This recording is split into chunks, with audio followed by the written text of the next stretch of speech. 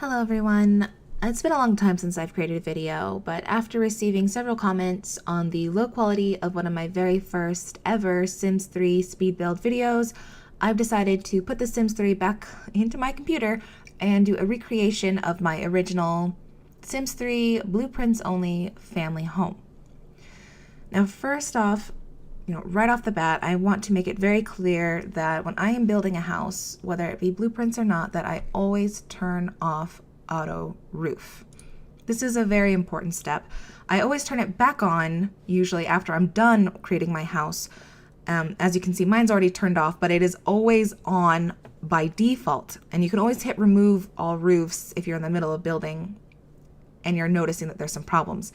Because what I had noticed a lot of the comments were on my original video was problems putting in the stairs. That is the number one comment that people are having troubles with. And that's because usually due to auto roofing and problems with the roofing in general.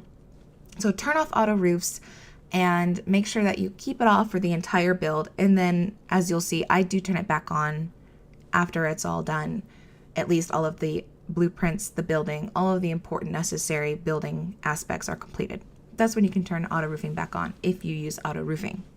So moving forward, I'm trying to make it not so quick also, because that is another huge thing that people were having issues with on top of the low quality of the video. Because it was my very first video, I was using, I think it was the I'm pretty sure I was using the camera in-game. I've upgraded, I guess, to OBS Studio, a free program. Anybody can use it. It video records right off of your screen. So I highly recommend not using the in-game recorder for anyone still playing The Sims 3 and wanting to make videos using it.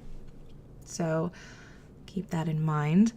Also, I am going to be trying to clarify exactly what blueprints I'm using on top of going a little bit slower with the video and pausing to show you exactly what I'm using as I'm using them. At the end of the video, as I've done in previous blueprints videos, just not my original, is create a screenshot with labels to show you specifically what blueprints I used, and they will have the exact names, and I believe I usually put in the prices just to clarify exactly for sure which one I'm using, because I've noticed in The Sims 3 a lot of blueprints are labeled exactly the same, like contemporary, and then gives you the like square footage.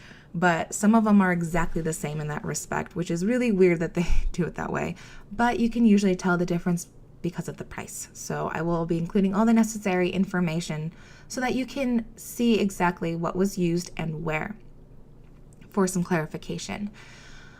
Now, as you see, I'm about to put in the stairs. I have absolutely no problems putting in the stairs because I've put in or turned off auto roofing, and it was very simple, as you can see. Something that a lot of people were having trouble with in the original creation. So just make sure that auto roofing is off. Quality is not so great here, but hopefully the screenshots at the end will be perfectly fine to show you what's where. Now, as you can see, I'm using the wall tool. That's not a blueprint, obviously, but when creating a house that seems more functional and that is multi-level, you're probably going to end up having to use the wall tool, the flooring tool, the wallpaper tool, things like that to create flow, to make it so that your house actually is functional, that you can get from one room to the next. I do not like using the hallway blueprints. That is something that I just will not do. They're kind of unnecessary, in my opinion, when halls can be naturally created. As you saw with the bottom, that hall, that middle central hall is just kind of like a natural thing that I created by distancing the blueprints from each other. So feel free to use the hallway blueprints, but I did not use it in this build. I also, as you will see later, did add a garage, something that I had to do to complete this particular house for the extra room that goes above where the garage is, which is right next to where that dining room is on the end. So hopefully this answers a lot of the questions that I had for my original blueprints video. Hopefully it makes sense on how I created it. If you have any questions though, you are free to ask them in the comments. I'm usually pretty good about answering any and all questions that users have, because I understand that in these types of games in general, it can be really hard to understand how a certain person did something specifically, and trying to recreate it is a little bit difficult. So I understand that, and I want to try and make things as easy as possible. Now, I do not upload to the Sims 3 Exchange. I don't even really play the Sims 3 anymore. I had a lot of issues with this game in my newer, pretty great gaming computer, but it has a hard time with this game, and that should tell you just how bad this game really kind of is in design. I lived in denial for a very long time about the lag issue in this game. My computer can handle several games at once, but it cannot handle Sims 3 on its own very well, which is just blows my mind. But I want to play it. I want to play Sims 3 so bad.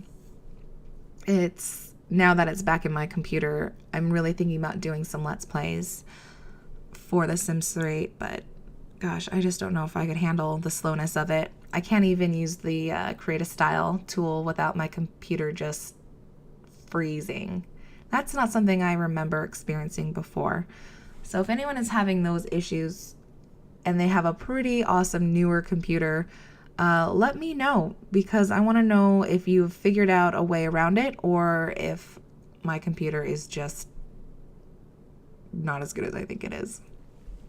So to round off this commentary, I don't know if I'm going to talk for the full amount of time, but I am going to say that when you're creating a blueprint house, always remember that on top of doing the extra walling and all of that extra stuff, flooring that you need to put in, as you can see, the styles don't really match. So with the blueprints, rooms, they don't have matching doors. They don't usually have matching windows. Sometimes when you follow the same exact style, you can match things up pretty well.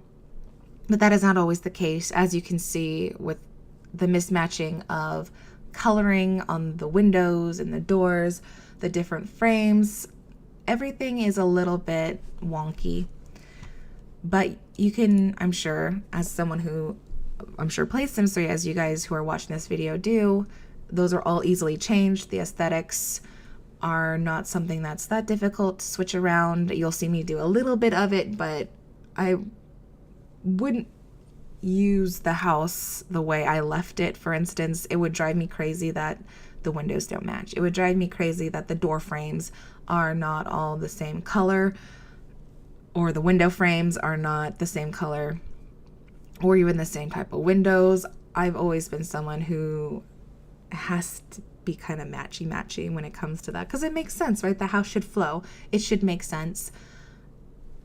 I just don't know houses created in real life that would be put together with like so many different types of windows or doors. But all of that is easily changed. So keep that in mind. Feel free to make changes to it. If you recreate this house in blueprints and decide to make a video, feel free to link it to me so I can see how you did it. Again, I haven't played The Sims 3 in a long time. This was only done on a bit of a whim after receiving several comments that it was a little difficult for people to really see the previous video and understand what was where. So thank you so much for watching. The video will continue. I'll probably throw on some background music, and stay tuned for the screenshots, overhead screenshots, so that you can know for sure what blueprint is put where. So thanks for watching, and I'll see you next time.